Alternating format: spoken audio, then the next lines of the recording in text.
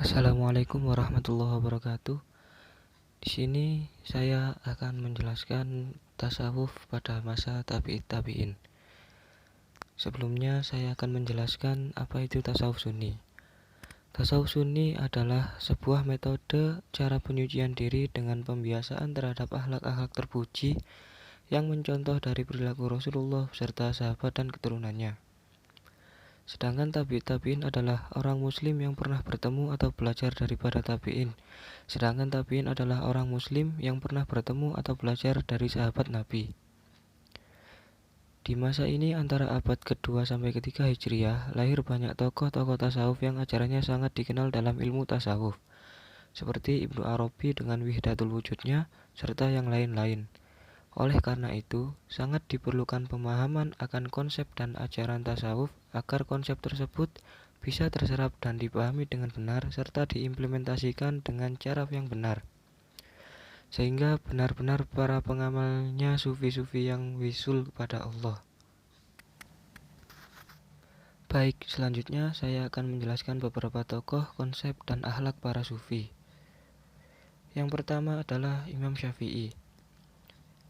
Al-Munawi menggambarkan beliau Imam Syafi'i adalah imamnya para imam dalam bidang ilmu, zuhud, waro', ma'rifat, kecerdasan, dan hafalan. Di antara bukti kezuhudan Imam Syafi'i, beliau menerapkan pola minimalis dalam hal makanan. Dalam hal ini beliau berusaha meneladani Rasulullah dan para sahabatnya yang bersikap qanaah dalam urusan makanan dan minuman.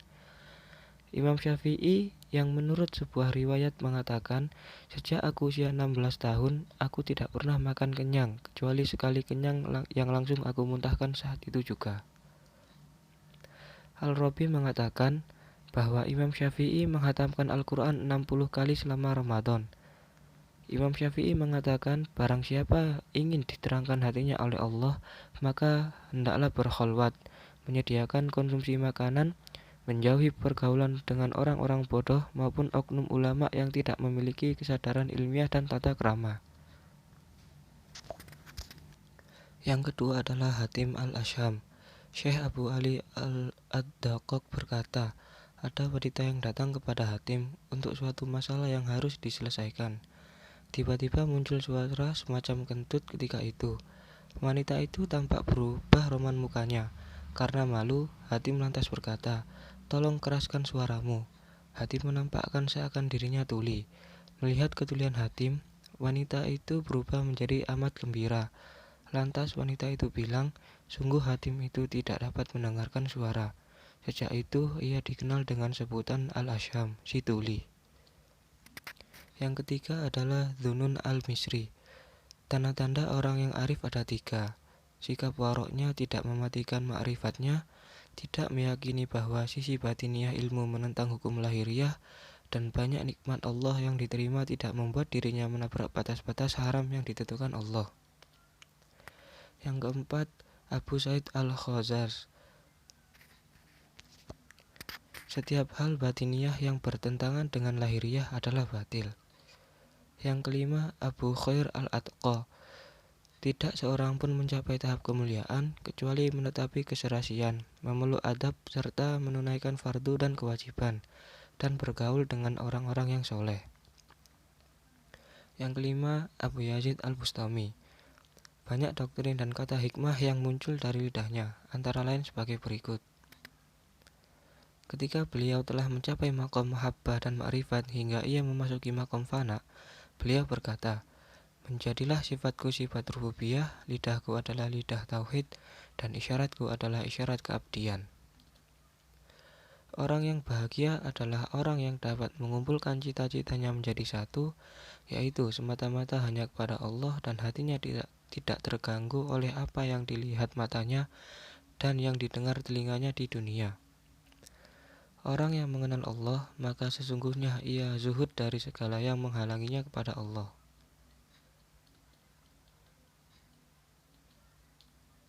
Jika Allah menawarkan kepadamu kekayaan arsy sampai bumi, maka katakanlah, bukan itu ya Allah, tetapi hanya Engkau tujuanku.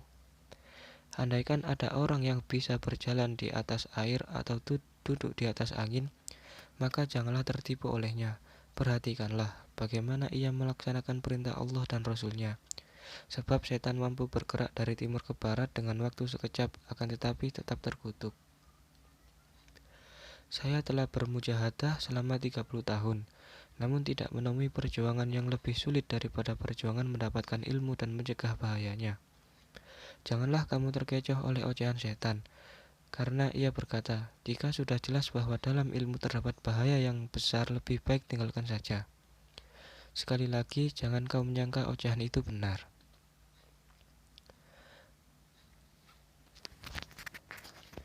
Berikutnya adalah Al-Muhasibi. Al-Muhasibi adalah salah seorang sufi yang terkenal dan populer dalam pembahasan tasawuf akhlaki melalui konvergensi antara syariat dan hakikat. Al-Muhasibi yang menerangkan ajaran tasawufnya bahwa manusia yang baik adalah mereka yang tidak terpengaruh akhiratnya oleh dunianya, dan tidak pula meninggalkan dunianya karena akhiratnya. Sebaik-baik perilaku adalah tahan menderita atas kesuksesan dan kesakitan, sedikit marah, luas kasih sayang, belas kasihan, dan indah tutur katanya, serta lemah lembut.